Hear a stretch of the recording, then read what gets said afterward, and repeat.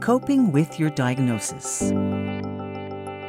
It is a trauma, and our response to trauma is a threat, and our response to that threat is anxiety and fear. This can be followed by sadness, feelings of loss, and an experience of being isolated in the experience. You know, I'm the one with advanced prostate cancer, feeling very alone in that experience. That reaction to trauma is normal. That is a way in which we process and integrate the experience of trauma and adapt. The body's done an incredible job protecting you from disease and illness for the majority of your life. And it's losing a battle right now, and it needs your help. So the idea of trying to reestablish that connection between the mind and body becomes very important. That is where exercise can come in, because of course, you're then connecting with strengthening your body in the face of this illness, but also strengthening your body in terms of challenging the fatigue.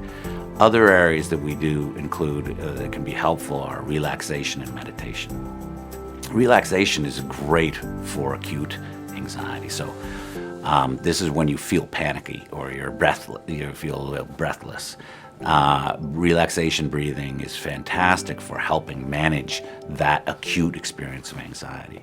The meditation is probably more beneficial in taking a look at this as a chronic illness. You're going to be living with this illness for hopefully for many years. I mean, hopefully meaning you'll live a long time, unfortunately, with that illness.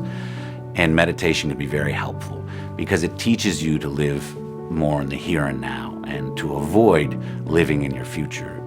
In psycho jargon, living in your future is usually related with anxiety. Living in your past is usually related with depression. So that ability for meditation to focus you on the here and now can be very helpful. We know that further help might be needed when you feel like you're overwhelmed and a real sense of loss of control. Signs of that can often be seen in terms of having your sleep affected. So having difficulty falling asleep, racing thoughts, or difficulty staying asleep, waking in the middle of the night. Other areas can be changing in eating habits where you lose weight or gain weight. The difficulty with managing a sense of anger or frustration or feelings of anger and frustration. Very commonly as well, you'll find a loss of interest and motivation to do things, and then they'll socially isolate themselves a little bit. It's because their meaning of life is being challenged, and that is often a time where some additional support could be necessary. I usually kind of outline two areas of care. One is your close, intimate others, and that's the people that you love. They need to be integrated into your experience of the cancer, because that's where you're going to find the greatest support. Family members can also be very helpful under these circumstances, where they become worried about you and say, I'm worried about the fact that you're not sleeping well and the like. The best thing, our social support, our natural social support in the environment is one of the best ways in which we manage trauma. Sometimes even that can be overwhelmed, because when you're diagnosed with advanced prostate cancer, in many ways, the people you love have been affected equally as much. And so sometimes the family isn't able to support one another as well under those circumstances. In terms of how do you access outside the family, I suggest to the patients that they own their diagnosis and they can choose who to tell. And I suggest that they choose the friends or in relationships that they feel close and that they trust, and generally stigma doesn't play such a great role.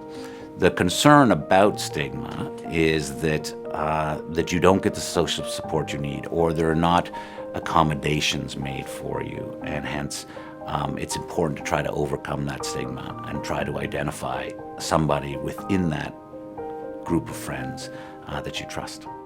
So there can be access to care both for the patient, for the partners, and for the families in the hospital. The easiest way to access that care is through your primary oncologist or primary cancer physician, and just to ask about what's available in the hospital specific to that. Many of the hospitals have departments of psychosocial care, where they're responsible for helping patients in this regard.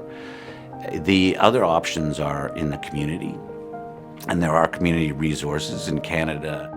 My advice to people that have just been diagnosed with advanced prostate cancer is to be realistic about your illness, recognize that it is a serious disease, but also to be hopeful and realistically hopeful about your disease.